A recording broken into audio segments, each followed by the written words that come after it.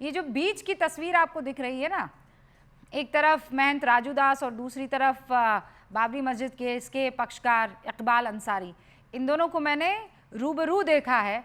दोनों अजीज मित्र भी हैं और दोनों एक दूसरे का बड़ा ख्याल भी रखते हैं और दोनों एक दूसरे को खूब अपने अपने टाइम पर, कोई सेवइयाँ खिलाता है तो कोई हनुमान जी की वो नुक्ति जो होती है वो खिलाता है। आप दोनों के पास में आऊँगी, उससे पहले मुझे जानकारी मिल रही है कि जसपिंदर नरूला जी हमारे साथ जुड़ चुकी है, जानी मानी गायिका है। आज इस खास मौके पर हमारा सौभाग्य है कि गूंज की शुरुआत उनसे कर रहे हैं। जसपिंदर दी, बहुत बहुत स्वागत है आपका न्यूज़ 18 इंडिया की गूंज पर। मैं भी बहुत अपने आप को सौभाग्यशाली समझती हूँ कि आपने मुझे जोड़ा है इस खास दिन पे, जो कि हमारे राम जी की ध्वजा का रोहण हुआ है आज, सनातन धर्म की ध्वजा का रोहण हुआ है। उसके लिए मुझे आपने याद किया, बहुत बहुत धन्यवाद। आपको याद इसलिए किया है जसपिंदर जी, क्योंकि मैंने सुना है कि एक रामधुन आपने भी गुनगुनाई है और बहुत बहुत खूबसूरत है वो। तो आज इस पावन अवसर पर मैं गूंज जी की शुरुआत जो है आप ही की आवाज में करना चाहूंगी। जरूर। ये बहुत पुराना मेरा भजन है, जो जब मैं स्कूल में पढ़ती थी तब का किया हुआ भजन भजन है ये। और ये कुछ ऐसे है कि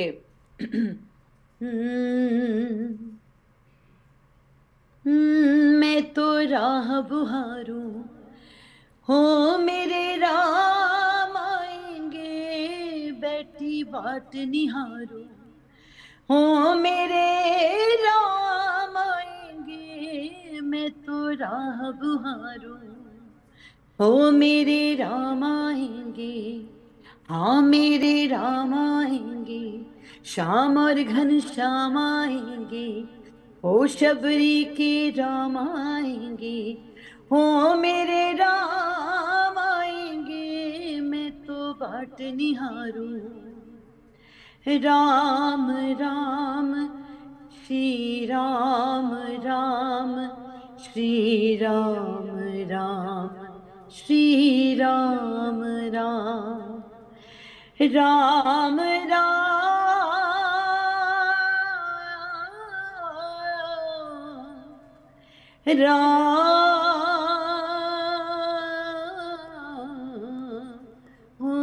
राम हो मैं तो बाट निहारूं, हो मेरे राम आएंगे, बैठी बाट निहारूं, हो मेरे राम आएंगे, राम आहा, आएंगे। बहुत खूब, बहुत खूबसूरत। जसविंदर जी आप जाएं उससे पहले मैं बस एक रिमार्क आपसे लेना चाहूँगी। आप राजनीति से तो दूर रहती हैं, लेकिन इस वक्त आप जी देख रही हैं कि राजनीति भी एकदम जिसे कहते हैं ध्वज की तरह फहराई जा रही है। एक जी तरफ कह रहे हैं कि जी बीजेपी और प्रधानमंत्री नरेंद्र मोदी को वहां जाने की क्या जरूरत थी, ये तो संतों का काम था, संत निभा सकते थे। दूसरी तरफ ये कहा जा रहा है कि 2027 के उत्तर प्रदेश के चुनाव आ रहे हैं और इसीलिए जी राम याद आ रहे हैं। क्या कहेंगे आप? जी मैं यही कहूंगी कि हमारे देश के प्रधानमंत्री जो हैं, ये बड़े गर्व की बात है, सौभाग्य की बात है कि हमें ऐसे प्रधानमंत्री मिले। ये एक ऐसी शख्सियत है जिनके मन में सबके सब धर्मों के लिए बहुत ही श्रद्धा है। और मैं ये बात इसलिए कहना चाहती हूँ कि हमारे सिख धर्म के लिए जो श्रद्धा और प्रेम भाव इन्होंने दिखाया है, वो आज तक किसी भी शख्स ने ऐसा नहीं किया था। इतने साल हो गए, हमारे गुरुओं ने शहादत दी, हमारे सिखों ने शहादत दी, और हमारे छोटे छोटे साहिबजादे जो जिनकी शहादत जो है आज तक जिन्होंने किसी ने याद ही नहीं की थी, वो इनके आने पर जो है उनको उस चीज का जो है वो इज्जत उनको और वो वो उनका किया हुआ जो था बिल्कुल सही कह वो रही हैं आप। उन्होंने आज याद किया। आज गुरु ये तेग बहुत बहादुर बड़ी के बात है। 350वें शहीदी दिवस का आप जिक्र कर रही हैं और अब से कुछ ही देर में प्रधानमंत्री नरेंद्र मोदी एक कार्यक्रम में भी शिरकत करने वाले हैं और वहां पर उनका संबोधन भी होने वाला है। शुक्रिया कि आपने उसकी याद दिलाई है। और ये तस्वीर बाकायदा जो हम स्क्रीन पर दिखा रहे हैं ये वहीं की तस्वीर है। दिल्ली के लाल किला पर भव्य आयोजन किया जा रहा है। श्री तेग बहादुर जो कि सिखों के 90 गुरु थे और मुगलों के औरंगजेब ने गुरुजी और उनके परिवार को भारी यातनाएं देने पर भी जो है आत्मसमर्पण नहीं किया था, वो याद है हमें।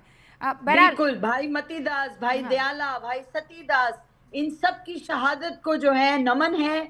और इन सब ने जो किया है हिंदू धर्म के लिए, अपनी जान गंवाई है, अपनी जान दी है, उसको इन्होंने याद किया है, उनको इस तरह से इज्जत दी है जो चीज़ इतने सालों से नहीं मिली थी। उसके लिए मैं बहुत बहुत ऋणी हूँ, बहुत बहुत धन्यवाद कहती हूँ अपने प्रधानमंत्री को।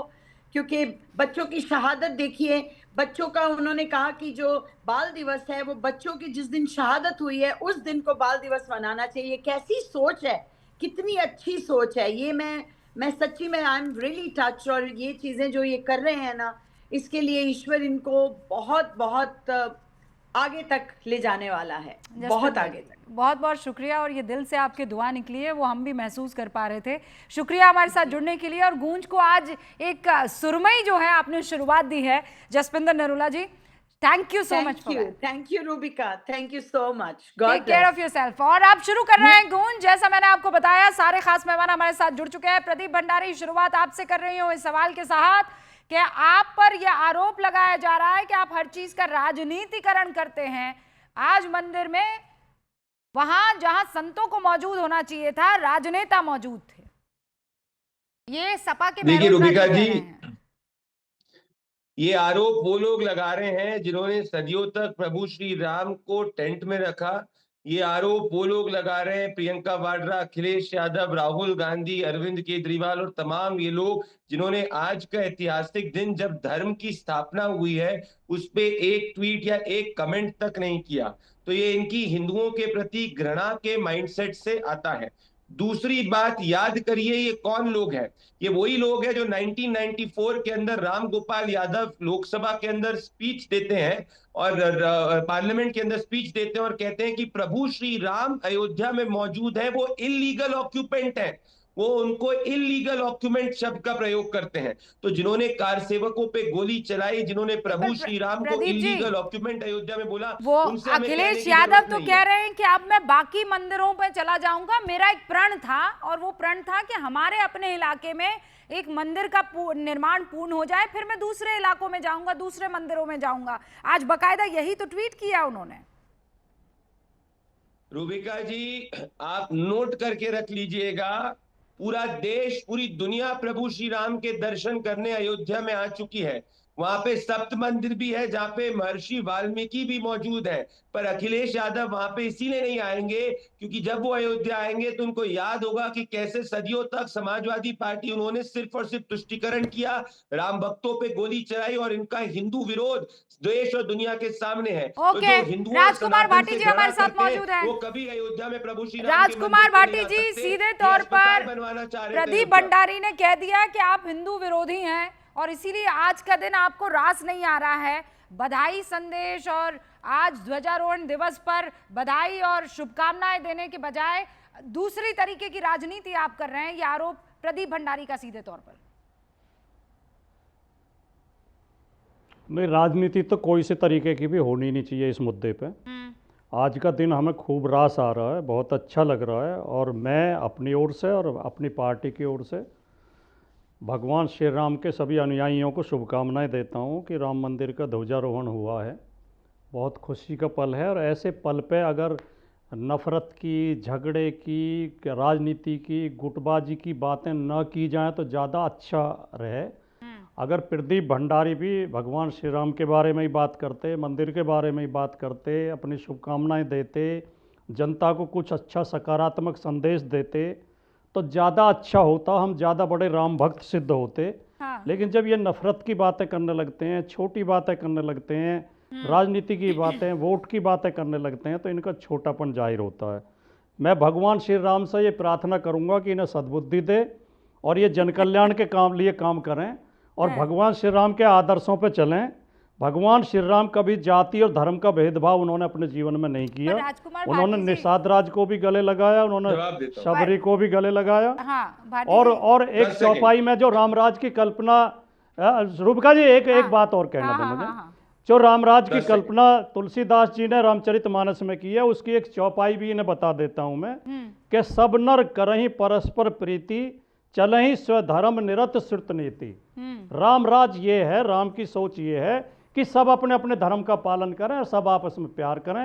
ये जो रात दिन नफरत फैलाते रहते हैं प्रदीप भंडारी जैसे लोग और इनकी पार्टी के लोग, ये रावण का काम करते हैं, राम का नाम लेकर रावण का काम करते हैं। बाकी सारे मेहमान रूबिका जी, जवाब दीजिए। रूबिका जी, जिनकी पार्टी का जन्म ही MY पे हुआ है, जिनकी पार्टी का जन्म ही तुष्टिकरण के ऊपर हुआ है, जो सिर्फ और सिर्फ एक धर्म के आधार पर रिजर्वेशन देने की बात करते हैं, आज उनको सर्व धर्म संभाव याद आ रहा है। तो ये इसी से समझ सकते हैं कि 2014 के बाद में क्या परिवर्तन आया कि जो कल तक से वोट बैंक की बात कर रहे थे, आज वो जाति नहीं धर्म की बात कर रहे हैं। ये समझ सकते हैं आप मोदी मैजिक क्या। और 10 सेकंड में मैं भी कुछ पंक्ति सुनाना चाहूंगा राजकुमार भाटी, जरा सुन लो जिससे हृदय परिवर्तन हो जाए। आजू सुफल तपु तीरथ त्यागू, आजू सुफल जप लो जोग बिराजू, सफल सकल शुभ साधन साजू, राम तुम्ही अवलोकन आजू। थोड़ा इसके बारे में पढ़ो, आत्मचिंतन करो, हृदय परिवर्तन करो, धर्म के रास्ते पर चलो। राजकुमार भाटी, धर्म की राजनीति मत करो, धर्म के रास्ते पर चलो। भाटी जी, नाउ 20 सेकेंड। हाँ प्लीज, 20 सेकेंड, फिर मुझे आगे बढ़ना है। आपकी ये प्यार मोहब्बत ही खत्म नहीं हो पा रहे हैं। प्रदीप भंडारी जब खुलेआम झूठ बोल रहे थे आपके चैनल पर, तो आपको टोकना चाहिए था। अच्छा, कैसे? प्रदीप भंडारी कह रहे हैं समाजवादी पार्टी का गठन MY के समीकरण पर हुआ। क्या समाजवादी पार्टी के संविधान में कोई क्लॉज है जिसमें लिखा हो कि हमारा गठन MY के समीकरण पर हुआ या हम MY के समीकरण पर चलते हैं? समाजवादी पार्टी समाजवाद, सामाजिक न्याय, लोकतंत्र और गांधीवाद में विश्वास रखती है। पर भाटी जी, मैंने तो आपको भी नहीं रोका टोका जब आपने भंडारी को पढ़ लिख के आना चाहिए कि बीजेपी नफरत की राजनीति कर रही है। मैंने तो आपको भी नहीं टोका था। तो फिर अगर फैक्चुअली आ गए, नहीं तो फैक्चुअल मसलों पर आएंगे तो फिर बात इधर से उधर रह जाएगी ना। मुझे दोनों को रोकना टोकना पड़ेगा। स्वागत करता हूं और मैं चाहता हूं कि अखिलेश यादव राजकुमार भाटी को अध्यक्ष बना दे। मैं समझ जाऊंगा कि ये समाजवादी है, ना कि MY वाले। अच्छा ठीक है, मंदिर को बेकार बोलने वाले राम गोपाल यादव। आप दोनों रुक जाइए, दोनों रुक जाइए प्रभु, दोनों रुक जाइए। भंडारी भी नहीं बनेगा। हाँ नहीं, दोनों रुक जाइए। इकबाल अंसारी साहब हमारे साथ मौजूद है, महंत राजू दास यहाँ पर मौजूद है, दोनों अयोध्या वासी हैं। इकबाल अंसारी साहब, सच बताइएगा, इस वक्त अयोध्या की सूरत कैसी आपको नजर आती है? इकबाल साहब स्क्रीन पर लाइए। अयोध्या नगरी तो बिल्कुल बदल चुकी है। कैसे? अयोध्या नगरी तो बिल्कुल बदल चुकी है। अयोध्या में एयरपोर्ट बन चुका है, अयोध्या में रेलवे स्टेशन बन चुका है, अयोध्या में रोड चौड़ी हो चुकी है, अयोध्या का सारा सुंदरीकरण हो चुका है। आज का दिन जो है वो पूरे दुनिया में जो है लोगों ने देख भी लिया कि पूरा मंदिर बन के तैयार हो गया है और आज झंडारोहण हो गया माननीय प्रधानमंत्री नरेंद्र मोदी जी के हाथों से। उनका भी सौभाग्य रहा कि अयोध्या में भगवान राम के मंदिर पर झंडा फहरा दिया। पूरे देश दुनिया के लोग जान गए और पूरे देश में आज खुशी की लहर भी है। हमको भी न्योता मिला था, हम भी गए थे। अच्छा, आप भी गए थे? पर आपको मन में ऐसा नहीं हुआ कि मैं तो मस्जिद का पक्ष रखने वाला हूँ, मुझे न्योता मिला, नहीं जाऊंगा, क्यों जाऊं? देखिए, हम हिंदुस्तान के हैं और हिंदुस्तान के मुसलमान हैं और कानून पे विश्वास करते हैं। जब सुप्रीम कोर्ट ने जो है 9 नवंबर 2019 को सुप्रीम कोर्ट ने फैसला किया, पूरे देश के मुसलमानों ने सम्मान किया, कहीं देश में एक पत्ता नहीं फैला। अब हमारा कोई जो है झगड़ा रह नहीं गया है। हम अयोध्या वासी हैं, मठ मंदिरों का सम्मान करते हैं, अयोध्या साधु संतों का सम्मान करते हैं। अगर हमें कोई बुलाता है, काम धर्म का है, अगर कोई बुला रहा तो हम जरूर जाएंगे। इकबाल साहब, एक और बात मैं जानना चाहती हूँ कि मंदिर बन के तैयार हो गया है, मस्जिद की इस वक्त क्या सूरत है? देखिए, सवाल है कि सुप्रीम कोर्ट ने 5 एकड़ जमीन दे दिया, सुन्नी सेंट्रल वक्फ बोर्ड को दिया है, उसके चेयरमैन जो है जफर फारूकी साहब हैं। अब उनको जब बनाना होगा तो वो बनावेंगे। हिंदुस्तान का मुसलमान जो है, ना वो मस्जिद पूछ रहा है, ना वो जमीन पूछ रहा है, किसी को कोई एतराज नहीं है। वे सब काम बिल्कुल खुशी खुशी चल रहा है। हमने इससे पहले भी सलाह दिया था कि जब तक मस्जिद नहीं बना रहे हो उस पर खेती करो, जो अनाज पैदा हो जाए उसको हिंदू मुसलमानों में बांट दो। इससे बड़ा कोई सबाब नहीं। जब कोई गरीब खाएगा तो वो दुआ देगा, इससे बड़ा कोई सबाब नहीं। पर यही बात तो फिर समाजवादी पार्टी के कई लोग कह रहे थे ना, जैसे रविदास मेहरोत्रा जी और उससे पहले वहाँ के सांसद अवधेश जी कह रहे थे कि राम मंदिर की जगह पर अस्पताल बन जाता, ये बन जाता, वो बन जाता। तो कई मुसलमान आपसे भी ये सवाल पूछेंगे कि खेती बाड़ी क्यों करवानी फिर उस जमीन पर। भाई जहाँ जमीन मिली है वहाँ ऑलरेडी मस्जिदें हैं, वहाँ मस्जिद की जरूरत नहीं। जब तक जो है जमीन खाली है, खेती करें, जो अनाज पैदा हो हिंदू मुसलमान में बांट दो, क्योंकि तुम भी मुसलमान हो, हम भी मुसलमान हैं। जब कोई चीज बढ़ता है, जब कपड़ा बटेगा, जब लोग पहनेंगे तो दुआ देंगे, खाना जब खाएंगे तो दुआ देंगे, इससे बड़ा कोई सवाब नहीं है। तो हमारे ऊपर टिप्पणी करने वाले जो है कोई नहीं है, ना कोई फतवा लगाने वाला है, क्योंकि हम जो भी बात करते हैं इस्लाम के दायरे में रह करते हैं। हमारी बात आज से नहीं, हमेशा आप सुनती आई हैं। हम भी मुसलमान हैं, हमारे यहाँ लिखा हुआ है कि हर धर्मों का सम्मान करो। हमारे यहाँ लिखा हुआ है, आपको भी इस बात का पता है कि हर धर्मों का सम्मान करो। बिल्कुल सही कह रहे हैं आप। और यहाँ तक लिखा हुआ है कि किसी का नाम भी गलत मत लो। हो सकता है वो नाम किसी नबी हो, किसी पैगंबर का हो, किसी हिंदू देवी देवता का हो। लेकिन ये जो राजनीति हो रही है इकबाल साहब, इस पर आप की क्या राय है? जिस तरह की राजनीति हो रही है, कहा जा रहा है कि प्रधानमंत्री को जाने की क्या जरूरत थी, संतों का कार्यक्रम था, संत वहां चले जाते। अयोध्या संतों की नगरी तो है ही है। हाँ। माननीय प्रधानमंत्री जी का भी सौभाग्य है, वो उनको जो है दर्शन करने आए, झंडा फहरा दी जो ने फहराए, अच्छी बात है, होना चाहिए। वो भी जो है धर्म से जुड़े हुए हैं, अपने अपने नियम धर्म से हर आदमी जुड़ा हुआ है, उनका विरोध नहीं करते। और ना जो लोग उनको मना करने वाले हैं हम उनका विरोध करते हैं, क्योंकि ये हिंदुस्तान है। देश में तरह तरह की चर्चाएं, तरह तरह की बात करने वाले हैं। हमारा तो यही इतना मकसद है कि देश में भाईचारा होनी चाहिए, सभी का सम्मान होना चाहिए। इकबाल साहब आप देखिए ना, जो जितना अयोध्या से दूर है, मैंने तो एक चीज को, मैं तो आपको, मैं जब छोटी सी थी तब से आपसे बातचीत करते आ रही हूँ। आपके अब्बा से पहली मर्तबा जब मेरी चर्चा हुई थी तो मेरे ख्याल से वो दूसरा मेरा असाइनमेंट या तीसरा असाइनमेंट था इस इंडस्ट्री में। और मुझे अच्छे से याद है वो छोटा सा मकान जिसमें दरवाज़ा खोलते ही पहले एक छोटा सा पलंग रखा हुआ है, वहाँ पर आप लोग बैठते हैं, फिर दूसरा कमरा है। मैंने तो आपको देखा और वहाँ पर मैंने महंत राजू दास को देखा था जो रिक्शे में बैठकर आपके यहाँ पर आए थे और आप दोनों ने चाय पी थी। मैंने वो दिन देखे हुए हैं और उस वक्त मैं सकते में थी कि ये क्या हो रहा है, ये दोनों तो आपस में बहुत लड़ते हैं वहाँ पर जाकर कोर्ट में और ये दोनों साथी हैं। महंत राजू दास, आपको याद होगा वो पल?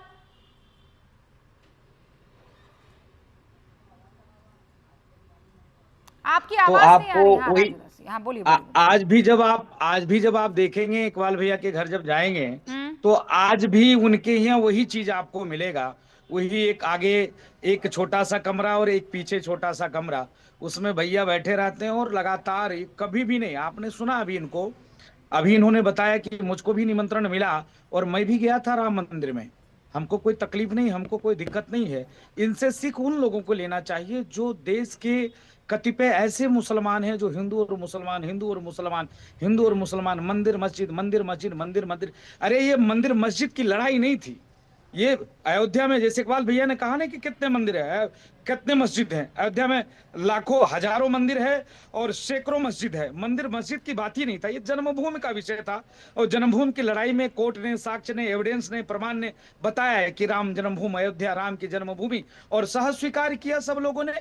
एक ही साथ हम लोग बैठते हैं, कभी कोई विवाद नहीं होता है। आप तो कई बार हमारे साथी इकबाल जी के घर पे गए हो, कई बार आप मिले हो, कभी आपको देखने को मिला। अयोध्या में 26-27 मस्जिद है, सभी मस्जिदों पे लाउड स्पीकर लगे हैं। यहाँ के मुसलमान हंसी खुशी भंडारा में रहते हैं और हम इनके यहाँ जाते हैं, साथ में रहते हैं। कभी कोई दुराव नहीं, कभी कोई भेद नहीं, कभी कोई बात नहीं, कभी कोई विवाद नहीं। कभी एक घटना आप बता दो, इकबाल भाई बैठे हुए, कभी कोई बता दो कोई साधु ने किसी मुस्लिम की दाढ़ी पकड़ी हो, कभी कभी कोई बात नहीं आती, लेकिन समझ में ये नहीं आता कि इस प्रकार से एक अनर्गल वार्तालाप छेड़कर, अभी मैं देख रहा हूं समाजवादी पार्टी के लोग को मुंह उतरा हुआ है, जैसे लग रहा है उनके मुंह पे कितने जूते पड़ गए हो, क्या समस्या उनको घट गई हो। कहने का मतलब है इकबाल भाई जैसे लोग जब वहां पर आते हैं, और ये छोड़िए यूसुफ आरा मशीन, अरे नहीं फिर बहन मैं जी, नहीं ये तो थोड़ी गलत सी हो निवेदन जाएगा करूंगा, बहन जी, बस हाँ, लेकिन ऐसा नहीं है। थोड़ी सी नहीं निवेदन नहीं, करूंगा। अरे भाई मैं बस राजकुमार भाटी जी ने तो सबसे पहले बधाई दी है महेंद्र राजूदास जी, ये तो फैक्चुअली गलत हो जाएगा। सबसे पहले उन्होंने आकर बधाई दी है कि मैं सबको बधाई देना चाहता हूँ, मैं बहुत प्रसन्न हूँ, मैं बहुत खुश हूँ, समाजवादी पार्टी भी बहुत कमेंट किया उन्होंने, बधाई नहीं दिया। बधाई दिए होते तो उनका भाव दूसरा होता। यूसुफ आरा मशीन, आपको जानकारी होनी चाहिए। चलिए, इकबाल भाई तो बाबरी मस्जिद के पक्षकार थे, राम जन्मभूमि के मुख्य द्वार के जस्ट बगल में यूसुफ आरा मशीन है, वो भी आए थे निमंत्रण में, वो भी साथ में थे, वो भी कभी कभी किसी को कोई एतराज नहीं हुई। कहने का भाव है, हाँ। भगवान राम सबके हैं मर्यादा पुरुषोत्तम। आज हर व्यक्ति को खुशी है कि इतने वर्षों के त्याग तपस्या संघर्ष के बाद लाखों राम भक्तों ने जो प्राणों की आहुति दिया, आज वहां पर केसरिया ध्वज का मतलब होता शांति, केसरिया ध्वज का मतलब होता अमन, केसरिया ध्वज का मतलब होता समन्वय, एकता, भाईचारा, जिसका प्रणाम आप पूछ लीजिए ना। इकबाल भाई थे, यूसुफ मारा मशीन वाले, कई कई मुसलमान भाई थे, कोई दिक्कत नहीं। नहीं बहन जी, यही बात तो हमें जो है ये यहाँ पर इकट्ठा करती है, एक करती है। और राजनीतिक मतभेद हो सकते हैं। 3 और मेरे मेहमान, और मैं चाहूंगी क्विकली उनके पास एक बार चली जाओ। आचार्य प्रमोद कृष्णम जी भी हमारे साथ जुड़ चुके हैं।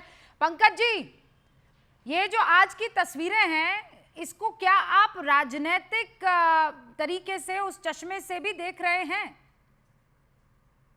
मैं किसी चश्मे से नहीं देख रहा। हाँ। राम मंदिर में ध्वज का आरोहण हो गया, ये हम सभी के लिए प्रसन्नता की बात है। मैं भी सनातनी हूँ।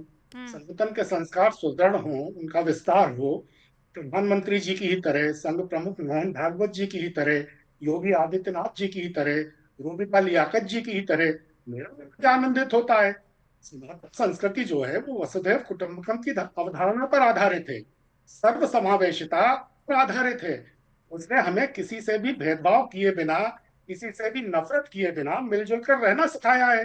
इसलिए मैं उस दिन का इंतजार कर रहा हूँ जिस दिन, जैसे आज हमारी धर्म ध्वजा की पुनर्स्थापना का उत्सव हम जोर शोर से रोड शो निकालकर, विस्तार से व्याख्यान देकर मना रहे हैं, उसी तरह एक दिन आए जब हम सामाजिक सद्भाव के ध्वज की पुनर्स्थापना का उत्सव भी मनाएं, जहां एक तरफ राम मंदिर का ध्वजारोहण देखकर मेरा मन गदगद है, दूसरी तरफ पिछले 1 दशक में आपसी भाईचारे के ध्वज का अवरोहण देखकर देश के हर समझदार नागरिक का, हर अर्थवान व्यक्ति का मन थोड़ा नहीं काफी परेशान है। तो ये जो आरोह अवरोह की विरोधाभासी स्थिति है, नहीं, पर ये पंकज थोड़ी जी कैसे, मैं चिंताजनक है। समझी नहीं, उसका जीता जागता उदाहरण तो यहाँ दिख रहा है। महंत राजूदास एक तरफ स्क्रीन पर है, दूसरी तरफ इकबाल अंसारी है, दोनों गले मिल रहे हैं। यहाँ पर भरत लक्ष्मण राम की तरह मिलन इनका हो रहा है। मतलब जो जितना अयोध्या से दूर है पंकज जी, उतना आप लोगों को लगता है कि भाईचारे को नुकसान हो रहा है। इससे बड़ी, इससे बड़ा क्या हो सकता है? राजूदास जी क्या क्या कहते रहे हैं आपको पता है ना। ये जो स्क्रीन पर मेल मिलाप है, इसको छोड़िए।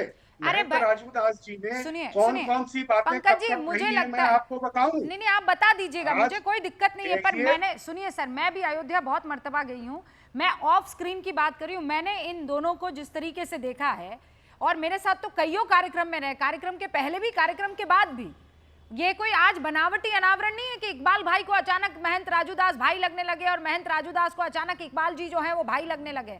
ये हमेशा से ऐसे रहे। मैं कह रही हूँ अयोध्या की सरजमी पर हिंदू मुस्लिम भाई है, जितना जो अयोध्या से दूर है ना, उतना उसे ज्यादा भाईचारा पर खतरा नजर आ रहा है। और अयोध्या के नाम पर देश भर में क्या हुआ, क्या क्या किया गया, हाँ बताइए ना, आप क्या क्या हुआ, क्या क्या हुआ, किसने क्या किया बताइए। आज जब आस्था का ध्वज हर दिल में लहरा रहा है, आज जब अयोध्या में दिव्य भव्य नव्य अध्याय लिखा जा रहा है, देखे ना विज्ञापन आपने। तो आज जब हमारे विज्ञापन, आपको विज्ञापन याद आ रहे हैं, ध्वजारोहण का समय याद आ रहा है, ध्वजारोहण करते हुए आपको मोहन भागवत और प्रधानमंत्री नरेंद्र मोदी दिखाई दे रहे हैं पंकज जी, लेकिन कार सेवकों पर गोलियां नहीं दिखाई दे रही है।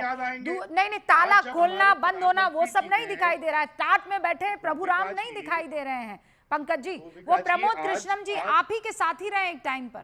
वो हमारे साथ यहाँ स्क्रीन पर है। प्रमोद कृष्णम जी सुन रहे हैं ना? पंकज जी तो आपके मित्र रहे हैं एकदम। हाँ हाँ, अभी भी मित्र है हाँ। आचार्य प्रमोद नहीं कृष्णन रहे जी हैं, अभी मैंने भी कहा मेरे है, मित्र मैंने हैं। ये नहीं मैं कहा कि उनका थे। मित्र हूँ। पर मैं ये कह रहा हूँ कि आज जब दिव्य भव्य नव्य अध्याय लिखा जा रहा है, प्रधानमंत्री जी ने आप सभी को आज क्या सलाह दी कि जीवन की भीड़ भाड़ से थोड़ा दूर हटकर अपनी आत्मा की तरफ लौटिए। हाँ। सभी के मन में इसलिए ये प्रश्न उठना स्वाभाविक है कि क्या हमारे सर्वसमावेशी इतिहास का ओके, दिव्य भव्य आचार्य नव्य प्रमोद अध्याय कृष्णम की जी। कभी दोबारा लिखने का काम प्रधानमंत्री जी आरंभ करेंगे? ऑल राइट, प्रमोद कृष्णम जी।